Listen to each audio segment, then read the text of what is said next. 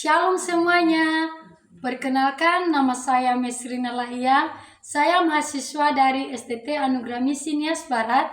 Saya semester 2, program studi Pendidikan Agama Kristen.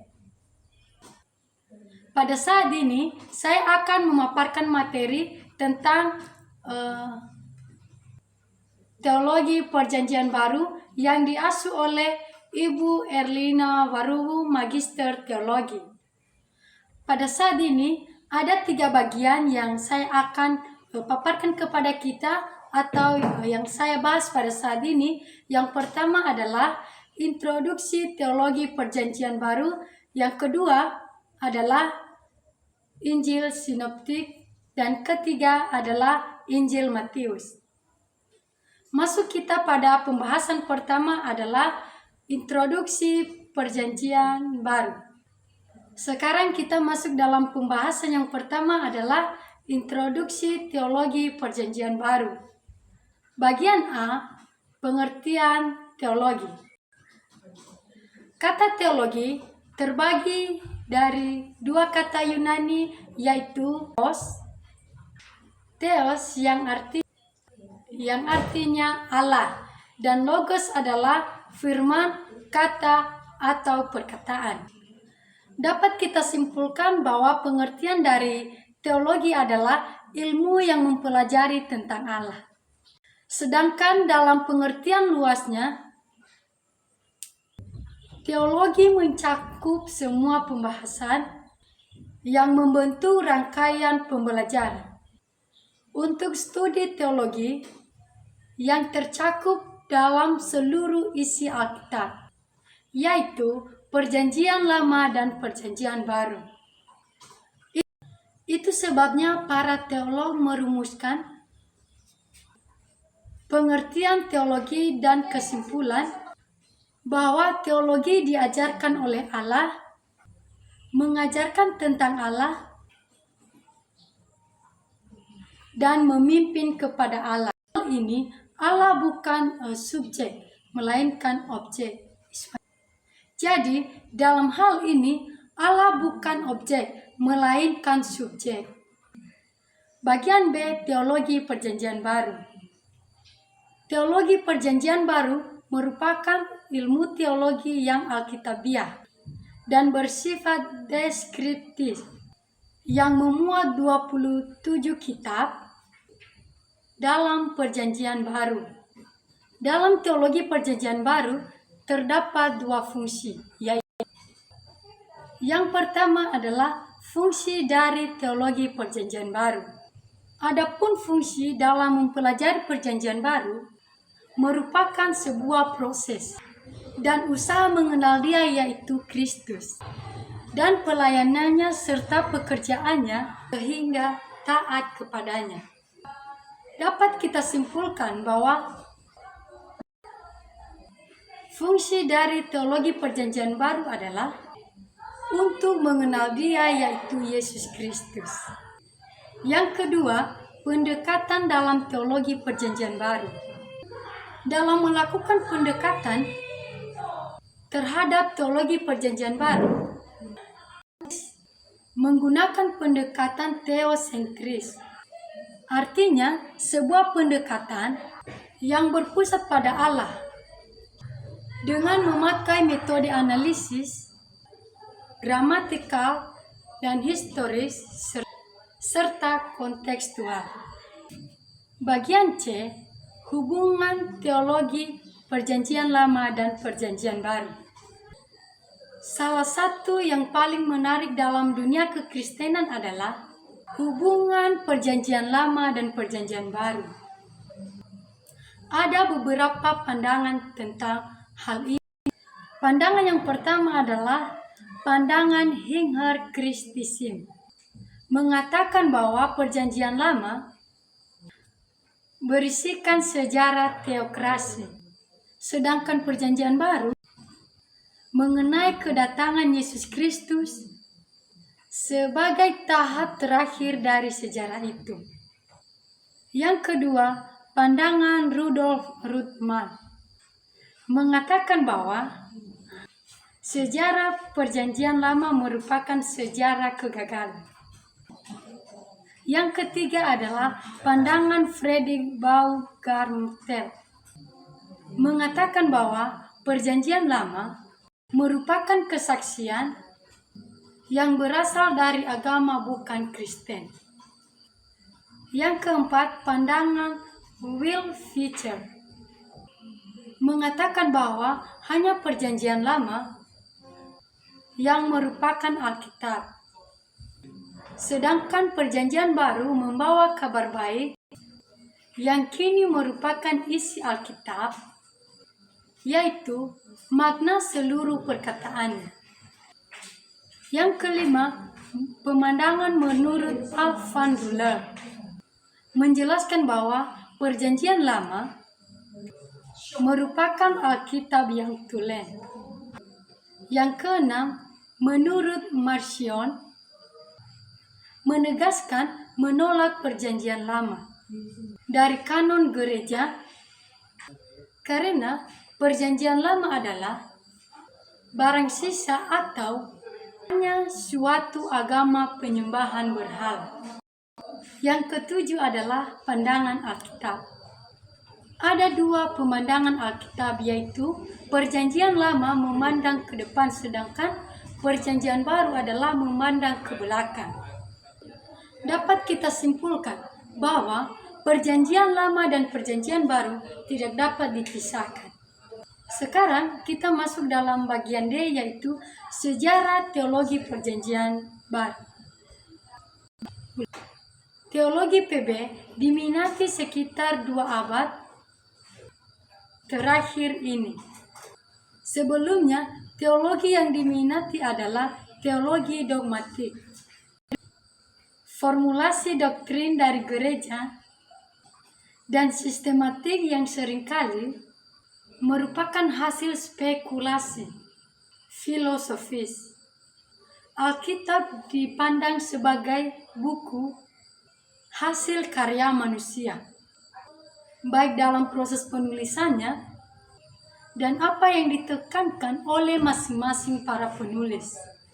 Bagian E, metodologi teologi Perjanjian Baru. Ada beberapa faktor yang harus dipertimbangkan dalam perkembangan metodologi, yaitu 1. Pewahyuan adalah progresif atau maju yang berkulminasi dalam wahyu yang berkaitan dengan Kristus, Yesus di bukit dan lain-lain.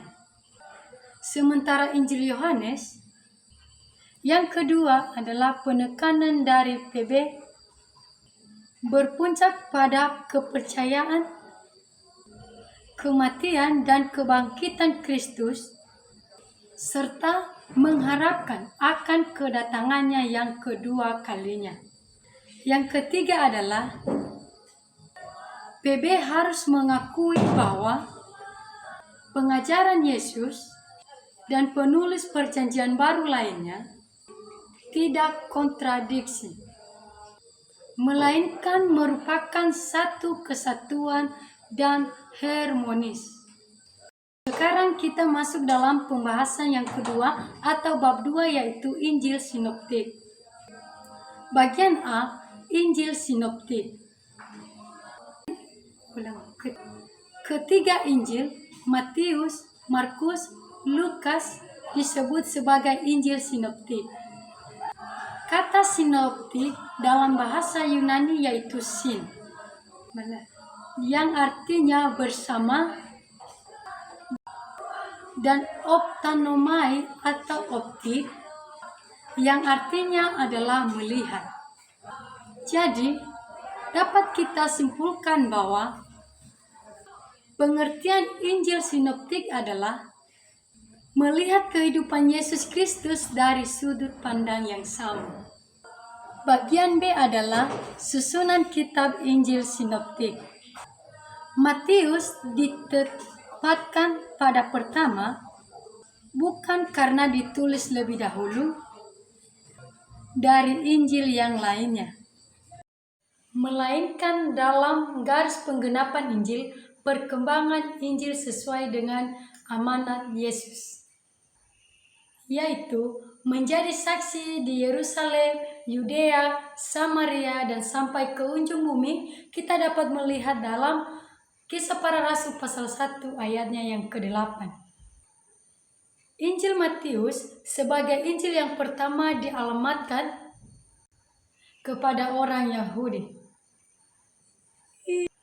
Kemudian disusul dengan Injil Markus yang dialamatkan kepada orang-orang percampuran Yahudi dan Romawi atau Samaria, sedangkan Lukas dialamatkan kepada orang Yunani. Sekarang kita masuk dalam bagian C, yaitu problem sinoptik. Bila ketiga Injil sinoptik ini sepenuhnya berdiri sendiri dalam asal maupun penulis maupun perkembangannya, mengapa mereka begitu mirip satu sama lain? Menghadapi kenyataan tersebut, maka diusulkan beberapa teori, yaitu yang pertama adalah teori tradisi lisan, yang kedua adalah teori saling bergantung, dan yang ketiga adalah teori primitis, yang keempat adalah teori fragmen, yang kelima adalah teori 2 dokumen, sedangkan yang keenam adalah teori 4 dokumen. Sekarang kita masuk dalam bagian D, yaitu perbedaan Injil Sinoptik dan Injil Yohanes. Dalam perbedaan Injil Sinoptik ini dan Injil Yohanes ini memiliki beberapa perbedaan. Yang pertama adalah perbedaan materi. Dalam Injil Sinoptik terdapat banyak perumpamaan, sementara Injil Yohanes tidak ada pengajaran-pengajaran berupa perumpamaan. Yang kedua adalah perbedaan penekanan. Injil Sinoptik lebih menekankan cerita seperti kelahiran Yesus, baptisan, transfigurasi, dan percakapan Yesus di bukit, dan lain-lain. Sementara Injil Yohanes kurang memberi perhatian terhadap peristiwa-peristiwa tersebut. Yang ketiga adalah perbedaan geografis. Persamaan geografis pelayanan Yesus Persamaan geografis pelayanan Yesus pada keempat Injil terdiri pada laporan minggu-minggu terakhir kelahirannya. Namun, dalam pelayanan Yohanes lebih melaporkan keberadaannya di Yudea atau selatan. Sedangkan Injil Sinoptik melaporkan peristiwa di Galilea atau di utara. Yang keempat adalah perbedaan struktur.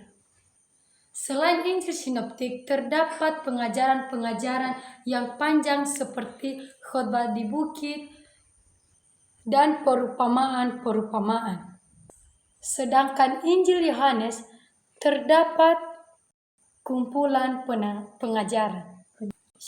Dalam hal ini, kita dapat memberikan kesimpulan bahwa Injil Sinoptik, yaitu Matius, Markus, Lukas, menceritakan tentang kehidupan Yesus, sedangkan Injil Yohanes menceritakan tentang keahlian Yesus.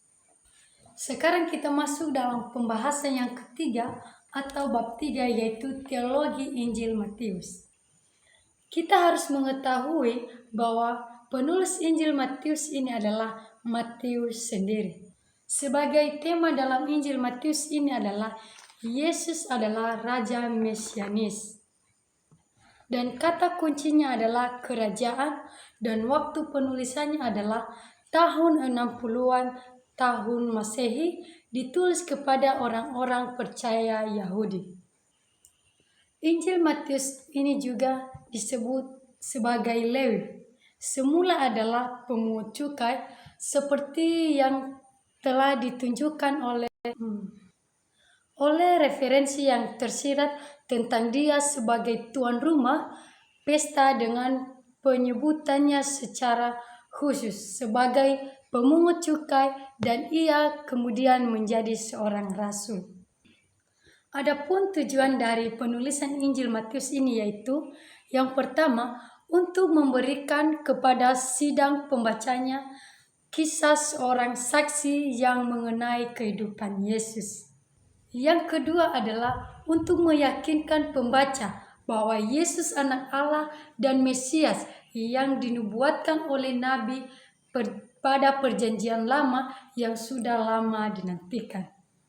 Dan yang ketiga adalah untuk menunjukkan bahwa kerajaan Allah dinyatakan di dalam dan melalui Yesus Kristus dalam cara yang belum pernah terjadi sebelumnya. Sekarang kita masuk dalam bagian B adalah muatan teologis. Ada beberapa pembahasan dalam muatan teologis ini yaitu Allah, yang kedua adalah kristologi, yang ketiga adalah pneumatologi, dan yang keempat adalah eklesia. Kita masuk dalam pembahasan yang pertama adalah Allah. Ada beberapa kepribadian Allah yaitu pertama adalah Allah itu hidup. Dapat kita melihat dalam Matius pasal 16 ayat 15 sampai ke 16. Di mana Petrus mengatakan, "Engkau adalah Mesias, anak Allah yang hidup." Jadi, di sini kita dapat mengetahui bahwa Petrus adalah mengakui bahwa Yesus itu adalah anak Allah yang hidup. Artinya, Allah itu aktif dan berkarya dan mampu menciptakan dan memelihara langit dan bumi serta memberikan nafas bagi kehidupan semua orang. Dan yang kedua adalah Allah bekerja menurut rencananya, yang artinya Allah tidak langsung menciptakan segala sesuatu, tetapi Allah harus merencanakan segala sesuatu apa yang harus dia perbuat. Yang ketiga adalah Allah sebagai Bapa. Dan yang terakhir adalah Allah Maha Adil. Dan yang kedua adalah kristologi. Ada beberapa yang perlu kita pahami dalam kristologi ini adalah yang pertama, ajaran Yesus Kristus dalam Injil Matius. Yang kedua adalah person Yesus Kristus. Yang ketiga adalah Yesus sebagai Mesias. Dan keempat adalah Mesias sebagai anak Daud, Yesus sebagai anak manusia, Yesus sebagai anak Allah, dan Yesus adalah Tuhan. Dan yang ketiga adalah pneumatologi, yang artinya ilmu atau doktrin yang mempelajari tentang Roh Kudus. Ada beberapa peran Roh Kudus di dalam kehidupan kita. Yang pertama adalah Roh Kudus adalah Roh yang memberi hidup kepada kelahiran Yesus, anak Allah. Yang kedua adalah membaptis dengan Roh Kudus. Yang ketiga adalah menghujat Roh Kudus. Yang keempat adalah Roh Kudus sebagai penolong. Sekarang kita masuk dalam pembahasan yang keempat adalah eklesiologi, yang artinya doktrin atau ajaran tentang gereja. Di dalam Injil Matius ini, dalam pasal 18 dibahas sedikit tentang gereja, di mana pada saat itu Yesus Kristus melihat bahwa murid-muridnya yang hanya 12 orang itu akan terus berkembang dan menjadi kumpulan besar orang percaya yang disebut dengan gereja. Disitulah Yesus mengatakan bahwa Aku akan mendirikan jemaatku. Dan kita dapat melihat dalam ayatnya yang ke-18. Jadi, sebagai kata kunci dalam Injil Matius ini adalah kerajaan Allah, di mana kerajaan Allah adalah kunci yang menghantar orang masuk ke dalam kerajaan Allah, yaitu melalui pengajaran dan penginjilan dan berita pengampunan. Demikian saja pemaparan materi kita pada saat ini. Semoga melalui materi yang saya sampaikan pada saat ini bisa menjadi semoga bermanfaat bagi kita semua. Jangan lupa subscribe, like, dan komen. Demikian, shalom.